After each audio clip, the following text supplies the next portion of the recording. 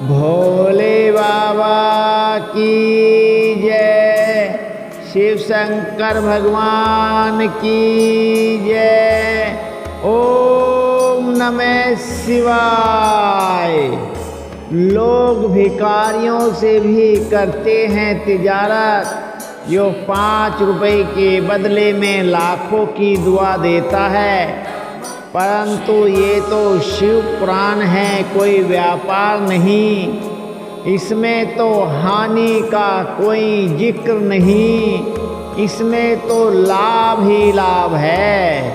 आइए आप और हम शिव पुराण रुद्र संहिता 18वां अध्याय, शिव और पार्वती का विवाह, जिसे सुनने से बहुत बड़ा लाभ होगा। ब्रह्मा जी बोले, नारद, जब मैं कैलाश पर्वत पर भगवान शिव को प्रजापति दक्ष की स्वीकृति की सूचना देने पहुंचा, तो वे उत्सुकता पूर्वक मेरी ही प्रतीक्षा कर रहे थे। तब मैंने महादेव जी से बोला, हे भगवान, दक्ष ने कहा है कि वे अपनी पुत्री सती का विवाह भगवान शिव से करने को तैयार हैं, क्योंकि सती का जन्म महादेव जी के लिए ही हुआ है। यह विवाह होने पर उन्हें सबसे अधिक प्रसन्नता होगी। उनकी पुत्री सती ने महादेव जी को पति रूप में प्राप्त करने हेतु ही उनकी घोर तपस्या की है। उन्हें इस बात की भी खुशी है कि मैं स्वयं आपकी आज्ञा से उनकी पुत्री के लिए आपका अर्थात भगवान शिव का विवाह प्रस्ताव लेकर वहां गया। उन्होंने कहा है, हे पितामह, उनसे कहिए कि वे शंभु लगन और मुहूर्त में अपनी बारात लेकर स्वयं आए। मैं अपनी पुत्री का कन्यादान से हर्ष महादेव जी को कर दूंगा। हे भगवान, दक्ष ने मुझसे यह बात कही है, इसलिए आप शुभ मुहूर्त देखकर शीघ्र ही उनके घर चलें और देवी सती का वरण करें। हे नारद, मेरे ऐसे वचन सुनकर शिव जी ने कहा, हे संसार की सृष्टि करने वाले ब्रह्मा जी, मैं तुम्हारे और नारद जी के साथ ही प्रजापति दक्ष के घर चलूँगा। इसलिए प्रजापति आप नारद और अपने मानस पुत्रों का स्मरण कर उन्हें यहाँ बुला लें। साथ ही मेरे पार्षद भी दक्ष के घर जाएंगे। नारद, तब भगवान शिव की आज्ञा पाकर मैंने तुम्हारा और अपने अन्य मानस पुत्रों का स्मरण किया। उन तक मेरा संदेश पहुँचते ही वे तुरंत कैलाश पर्वत पर उपस्थित हो गए। उन्होंने हर्षित मन से महादेव जी को और मुझे प्रणाम किया। तत्पश्चात शिव जी ने भगवान श्री हरि विष्णु का स्मरण किया। भगवान विष्णु देवी लक्ष्मी के साथ अपने विमान गरुड़ पर बैठ वहाँ आ गए। चैत्र मास के शुक्ल पक्ष के त्रयोदशी तिथि में रविवार को पूर्वा फाल्गुनी नक्षत्र में त्रिकोलीनाथ भगवान शिव की बारात धूमधाम से कैलाश पर्वत से निकली। उनकी बारात में मैं, देवी सरस्वती, विष्णु जी, देवी लक्ष्मी, सभी देवी देवता, मुनि और शिवगण आनंद मग्न होकर चल रहे थे। रास्ते में खूब उत्सव हो रहा था। भगवान शिव की इच्छा से बेल, बाघ, सांप, जटा और चंद्रगरा उनके आभूषण बन गए। भगवान स्वयं नंदी पर सवार होकर प्रजापति दक्ष के घर पहुँचे। द्वार पर भगवान शिव की बारात देखकर सभी हर्ष से फूले नहीं समा रहे थे। प्रजापति दक्ष ने विधि पूर्वक भगवान शिव की पूजा अर्चना की। उन्होंने सभी देवताओं का खूब आदर सत्कार किया तथा उन्हें घर के अंदर ले गए। दक्ष ने भगवान शिव को उत्तम आसन पर बैठाया और हम सभी देवताओं और ऋषि मुनियों को भी यथा योग्य स्थान दिया। सभी का भक्ति पूर्वक पूजन किया। तत्पश्चात दक्ष ने मुझसे प्रार्थना की कि मैं ही वैवाहिक कार्य को संपन्न कराऊं। मैंने दक्ष की प्रार्थना को स्वीकार किया और वैवाहिक कार्य कराने लगा। शुभ लग्न और मुहूर्त देखकर प्रजापति दक्ष ने अपनी पुत्री सती का हाथ भगवान शिव के हाथ में सौंप दिया। और विधि विधान से पानी ग्रहण संस्कार संपन्न हुआ। उस समय वहाँ बहुत बड़ा उत्सव हुआ और नाच गाना भी हुआ। सभी आनंद मग्न थे। हम सभी देवी देवताओं ने भगवान शिव और देवी सती की बहुत स्तुति की और उन्हें भक्ति पूर्वक प्रणाम किया। भगवान शिव और सती का विवाह हो जाने पर उनके माता पिता बहुत प्रसन्न हुए और महादेव जी को अपनी कन्या का दान कर प्रजापति दक्ष कृतार्थ हो गए। ब्रह्मा जी कहते हैं, नारद, कन्यादान करके दक्ष ने भगवान शिव को अनेक उपहार प्रदान किए। उन्होंने सभी ब्राह्मणों को भी दान दक्षिणा दी। तत्पश्चात भगवान विष्णु अपनी पत्नी लक्ष्मी जी सहित भगवान शिव के समक्ष हाथ जोड़कर खड़े हो उनकी आराधना करने लगे। वे बोले, हे दया सागर महादेव जी, आप संपूर्ण जगत के पिता हैं और देवी सती सबकी माता हैं। भगवान आप दोनों ही अपने भक्तों की रक्षा के लिए और दुष्टों का नाश करने के लिए अनेक अवतार धारण करते हैं। इस प्रकार उन्होंने शिव सती की बहुत स्तुति की। नारद, मैं उनके पास जाकर विधि के अनुसार फेरे कराने लगा। ब्राह्मणों की आज्ञा और मेरे सहयोग से सती और भगवान शिव ने विधि पूर्वक अग्नि के फेरे लिए। उस समय वहाँ बहुत अद्भुत उत्सव किया जा रहा था। वहाँ विभिन्न प्रकार के बाजे और शहनाइयाँ बज रही थीं। स्त्रियाँ मंगल गीत गा रही थीं और खुशी से सभी नृत्य कर रहे थे। तत्पश्चात भगवान विष्णु बोले, सदा शिव, आप संपूर्ण प्रकृति के रचयिता हैं। आपका स्वरूप ज्योतिर्मय है। ब्रह्मा जी, मैं और रुद्रदेव आपके ही रूप हैं। हम सभी सृष्टि की रचना, पालन और संहार करते हैं।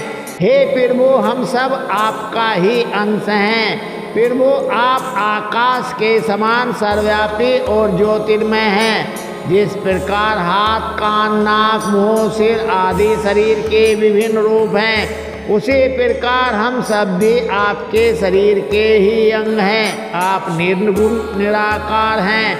समस्त दिशाएं आपकी मंगल गाथा कथा करती हैं। देवी देवता और ऋषि मुनि आपके ही चरणों की वंदना करते हैं। आपकी महिमा का वर्णन करने में मैं असमर्थ हूँ। भगवान, यदि हम सबसे कुछ गलती हो गई हो तो कृपया उसे क्षमा करें और प्रसन्न हो। ब्रह्मा जी बोले, इस प्रकार श्री हरि ने भगवान शिव की बहुत स्तुति की। उनकी स्तुति सुनकर भगवान शिव बहुत प्रसन्न हुए। विवाह की सभी रीतियों को संपूर्ण होने पर हम सभी ने महादेव जी एवं देवी सती को बधाइयाँ दी तथा उनसे प्रार्थना की कि वे अपनी कृपा दृष्टि सदैव सभी पर बनाए रखें, वे जगत का कल्याण करें।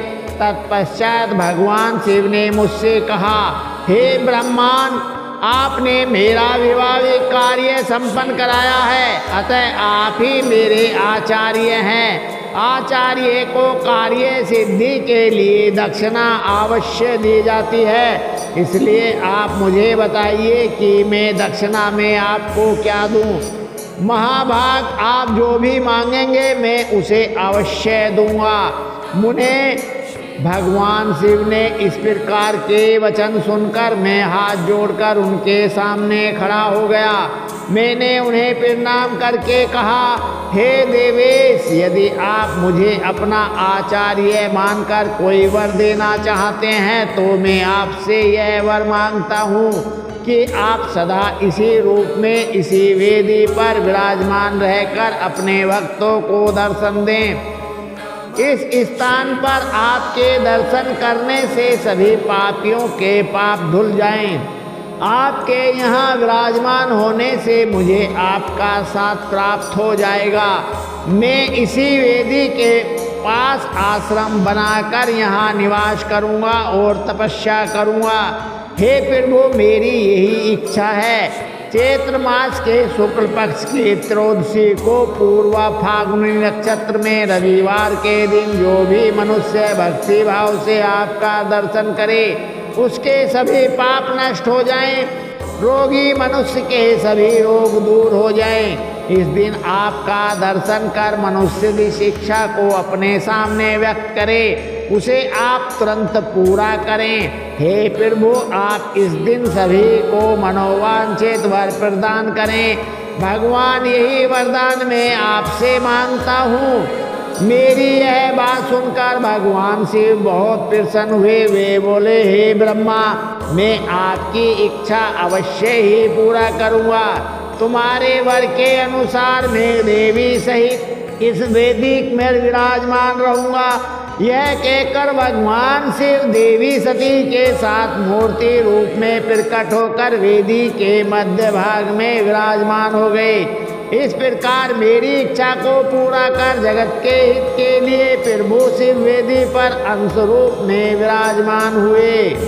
ब्रह्मा जी बोले, हे महामुनि नारद, मुझे मेरा मनोवांछित वरदान देने के पश्चात भगवान शिव अपनी पत्नी देवी सती के साथ लेकर अपने निवास स्थान कैलाश पर्वत पर जाने के लिए तैयार हुए।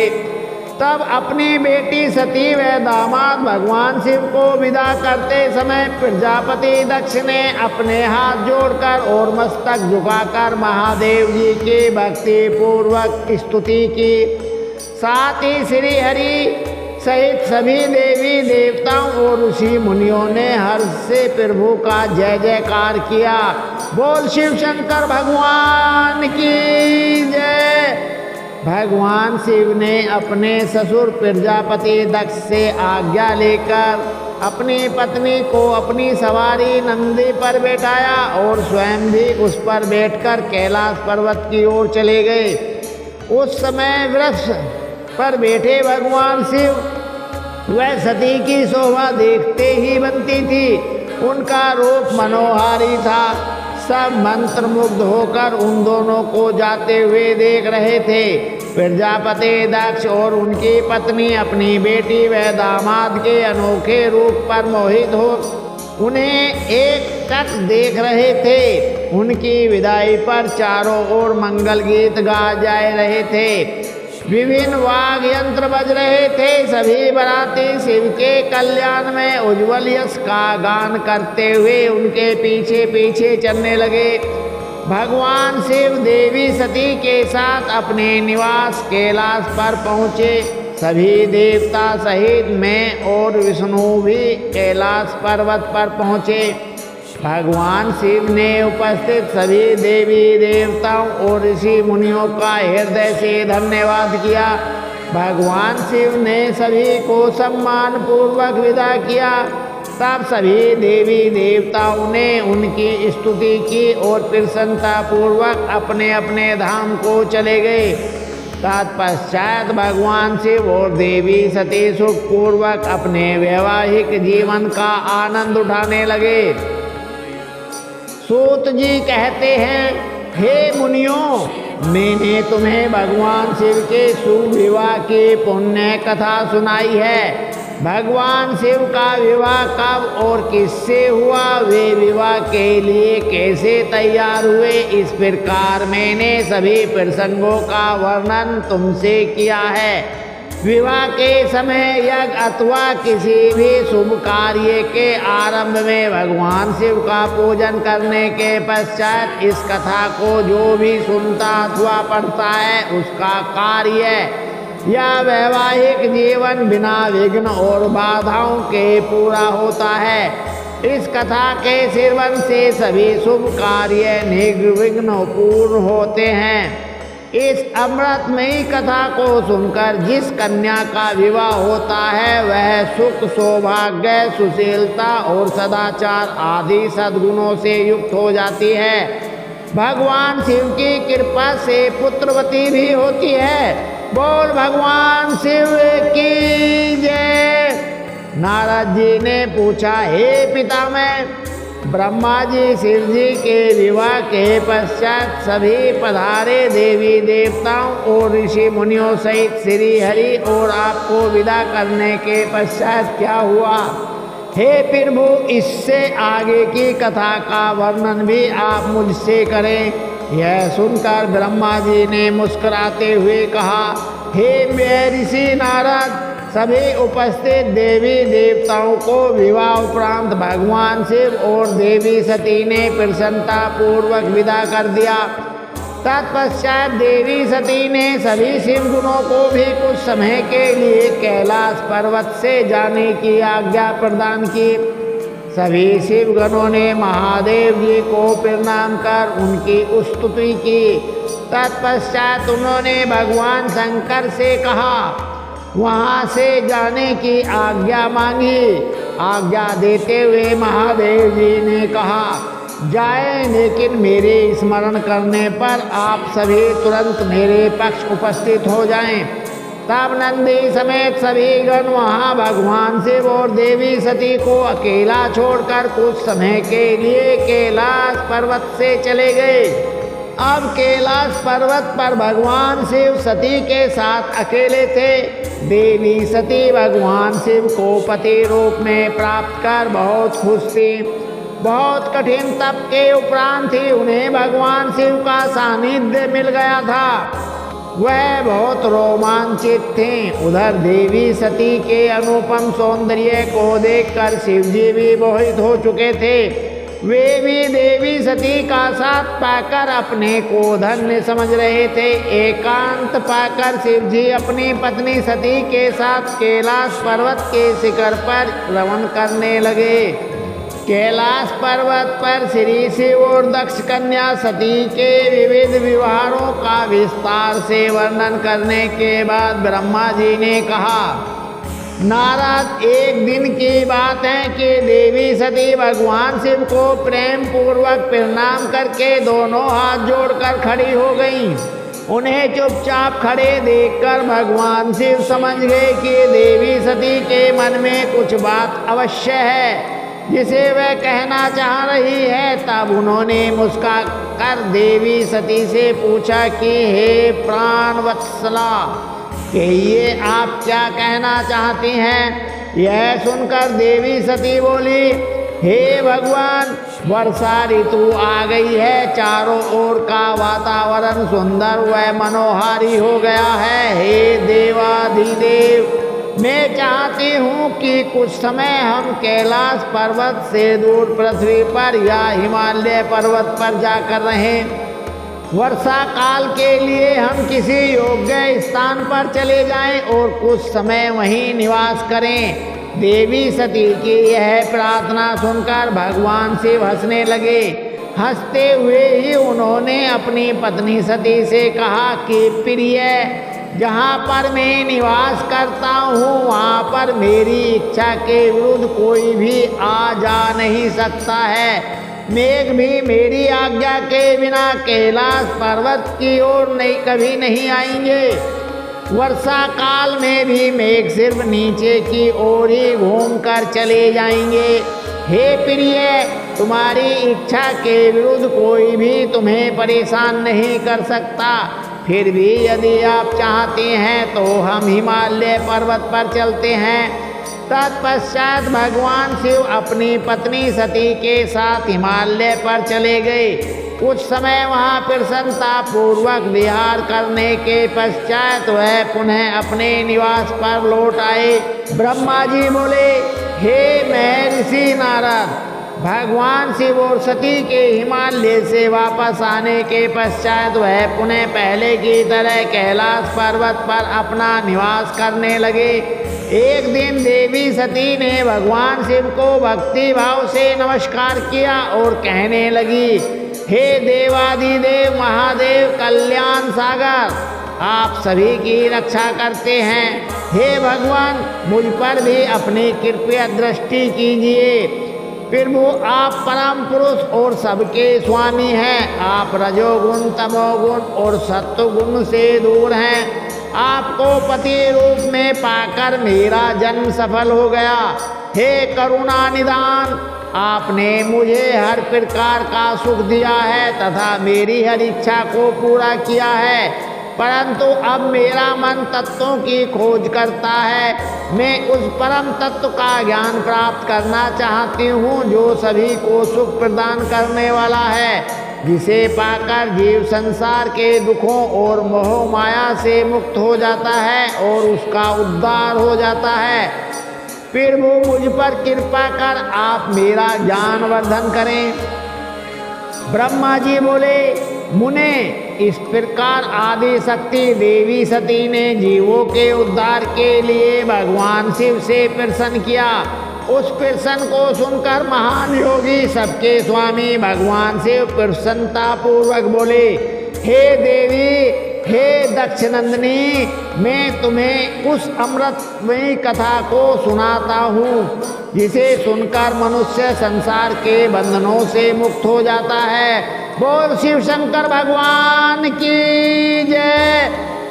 यही वह परम तत्व विज्ञान है जिसके उदय होने से मेरा ब्रह्म स्वरूप है। ज्ञान प्राप्त करने के उस विज्ञानी पुरुष को बुद्धि शुद्ध हो जाती है। उस विज्ञान की माता मेरी भक्ति है। यह भोग और मोक्ष रूप को प्रदान करती है। भक्ति और ज्ञान सदा सुख प्रदान करता है। भक्ति के बिना ज्ञान और ज्ञान के बिना भक्ति की प्राप्ति नहीं होती है। हे देवी, मैं सदा अपने भक्तों के अधीन हूँ। भक्ति दो प्रकार की होती है, सगुण और निर्गुण। शास्त्रों से प्रेरित और हृदय के सहज प्रेम से प्रेरित भक्ति श्रेष्ठ होती है, परंतु किसी वस्तु की काम वासना स्वरूप की गई भक्ति निम्न कोटि की होती है। हे प्रिय मुनियों ने सगुण और निर्गुण नामक दोनों भक्तियों के 9 भेद बताए हैं। श्रवण, कीर्तन, स्मरण, सेवन, दास्य, अर्चन, वंदन, सख्य और आत्मसमर्पण ही भक्ति के अंग माने जाते हैं।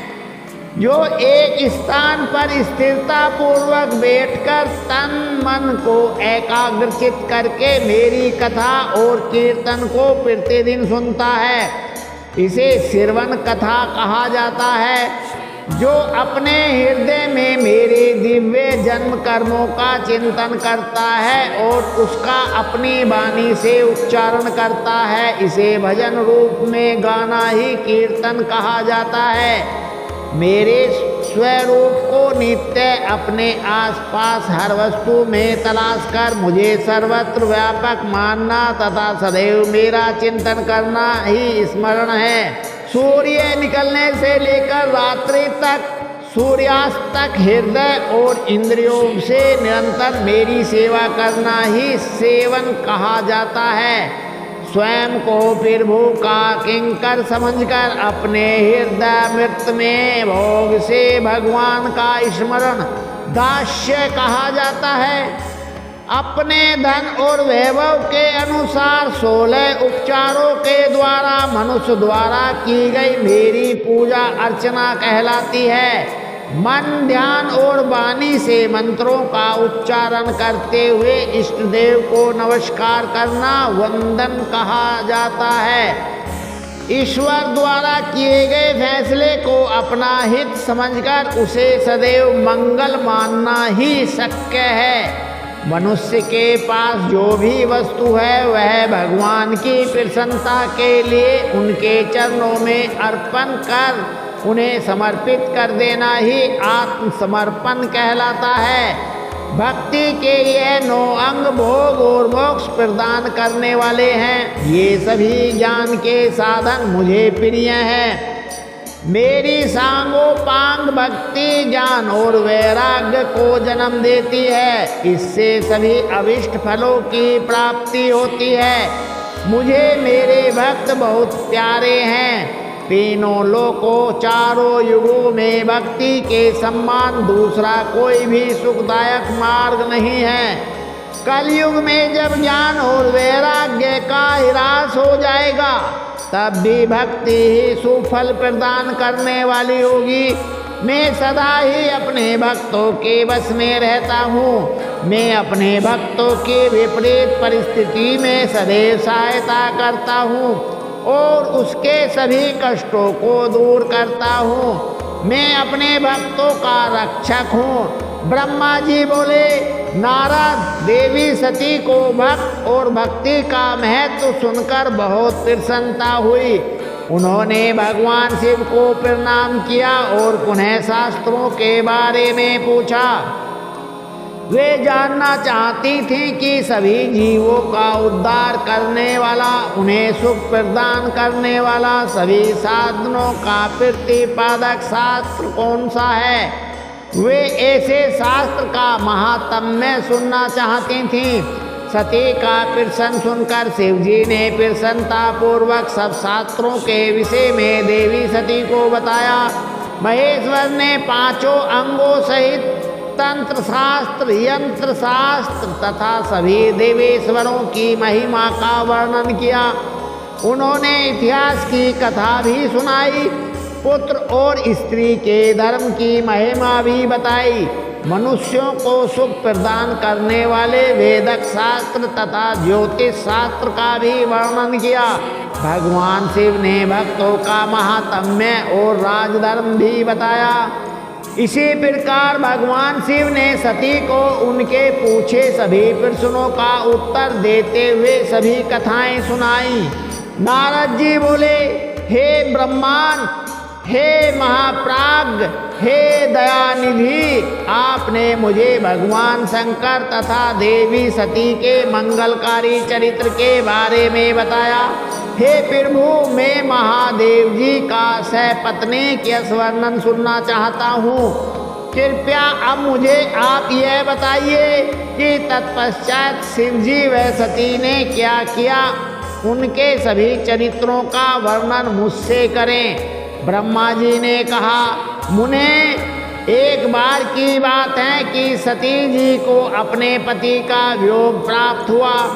यह वियोग भी उनकी लीला का ही रूप था, क्योंकि इनका परस्पर वियोग तो हो ही नहीं सकता है। यह वाणी और अर्थ के समान है। यह शक्ति और शक्तिमान है और चित्र स्वरूप है। सती और शिव तो ईश्वर हैं। वे समय समय पर नई नई लीलाएं रचते हैं। सूत जी कहते हैं, मैं ऋषियों ब्रह्मा जी की बात सुनकर नारद जी ने ब्रह्मा जी से देवी सती और भगवान शिव के बारे में पूछा कि भगवान शिव ने अपनी पत्नी सती का त्याग क्यों किया। ऐसा किस लिए हुआ कि स्वयं वर देने के बाद भी उन्होंने देवी सती को छोड़ दिया। यज्ञ स्थल पर भगवान शंकर का अनादर क्यों किया। उस यज्ञ में सती ने अपने शरीर को क्यों त्याग किया तथा इसके पश्चात वहाँ पर क्या हुआ।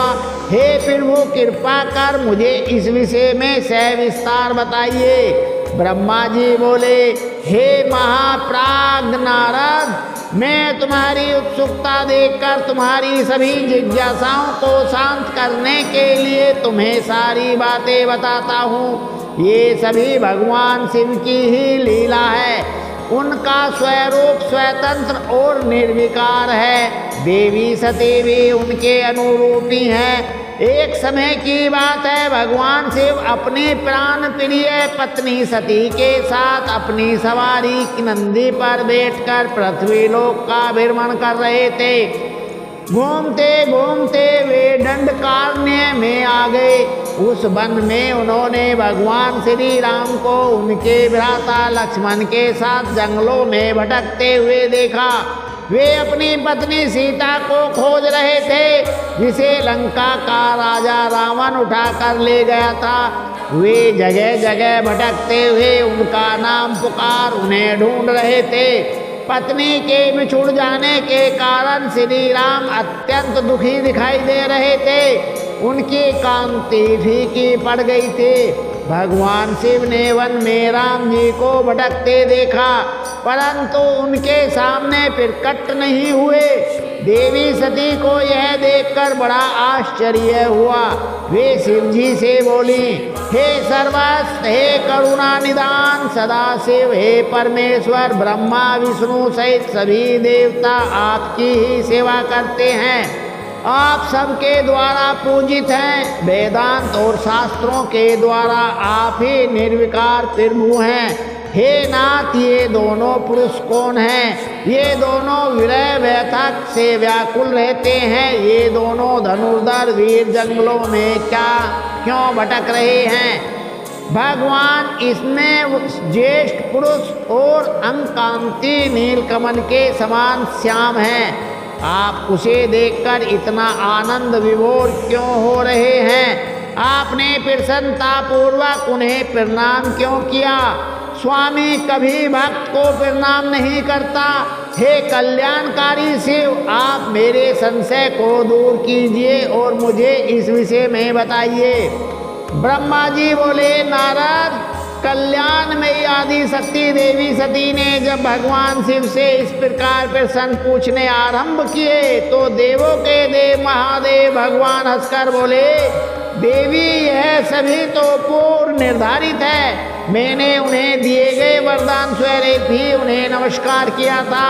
ये दोनों भाई सभी वीरों द्वारा सम्मानित हैं। इनके शुभ नाम श्री राम और लक्ष्मण हैं। ये सूर्यवंशी राजा दशरथ के पुत्र हैं। इनमें गोरे रंग के छोटे भाई साक्षात शेष के अंश हैं तथा उनका नाम लक्ष्मण है। बड़े भाई श्री राम भगवान विष्णु का अवतार हैं। धरती पर इनका जन्म साधुओं की रक्षा और पृथ्वीवासियों के कल्याण के लिए ही हुआ है। भगवान शिव की ये बातें सुनकर देवी सती को विश्वास नहीं हुआ। ऐसा विभ्रम भगवान शिव की माया के कारण ही हुआ था। जब भगवान शिव को यह ज्ञात हुआ कि देवी सती को उनकी बातों पर विश्वास नहीं हुआ है तो वे अपनी पत्नी दक्ष कन्या सती से बोले, देवी, यदि तुम्हें मेरी बातों पर विश्वास नहीं है तो तुम स्वयं श्री राम की परीक्षा ले लो। जब तक तुम इस बात से आश्वस्त न हो जाओ कि वे दोनों पुरुष ही राम और लक्ष्मण हैं और तुम्हारा मोह न नष्ट हो जाए, तब तक मैं यही बारगद के नीचे खड़ा हूँ। तुम जाकर श्री राम और लक्ष्मण की परीक्षा लो। ब्रह्मा जी बोले, हे महामुने नारद, अपने पति भगवान शिव के वचन सुनकर सती ने अपने पति का आदेश प्राप्त कर श्री राम लक्ष्मण की परीक्षा लेने की ठान ली। परंतु उनके मन में बार बार एक ही विचार उठ रहा था कि मैं कैसे उनकी परीक्षा लूं। तब उनके मन में यह विचार आया कि मैं देवी सीता का रूप धारण कर श्री राम के सामने जाती हूँ। यदि वे साक्षात विष्णु का अवतार हैं तो वे मुझे आसानी से पहचान लेंगे, अन्यथा वे मुझे पहचान नहीं पाएंगे। ऐसा विचार कर उन्होंने सीता का वेश धारण कर लिया और राम जी के समक्ष चली गईं। सती ने ऐसा भगवान शिव की माया से मोहित होकर ही किया था। सती को सीता के रूप में देखकर राम जी सब कुछ जान गए। वे हंसते हुए देवी सती को प्रणाम करके बोले, हे देवी सती, आपको मैं नमस्कार करता हूँ। हे देवी, आप तो यहाँ हैं परंतु त्रिलोकीनाथ भगवान शिव कहीं भी दिखाई नहीं दे रहे हैं। बताइए देवी, आप इस निर्जल वन में अकेली क्या कर रही हैं और आपने अपने परम सुंदर और कल्याणकारी रूप को त्याग कर यह नया रूप क्यों धारण किया है? श्री रामचंद्र जी की बातें सुनकर देवी सती आश्चर्यचकित हो गई। तब वे शिव जी की बातों का स्मरण कर तथा सच्चाई को जानकर बहुत शर्मिंदा हुई और मन ही मन अपने पति भगवान शंकर के चरणों का स्मरण करती हुई बोली, हम अपने पति करुणा निदान भगवान शिव तथा अन्य पार्षदों के साथ पृथ्वी का भ्रमण करते हुए इस वन में आ गए थे। यहाँ आपको लक्ष्मण जी के साथ सीता की खोज में भटकते हुए देखकर भगवान शिव ने आपको प्रणाम किया और वही बरगद के पीछे खड़े हो गए। आपको वहाँ देखकर भगवान शिव आनंदित होकर आपकी महिमा का गान करने लगे। वे आपके दर्शनों से आनंद विभोर हो गए।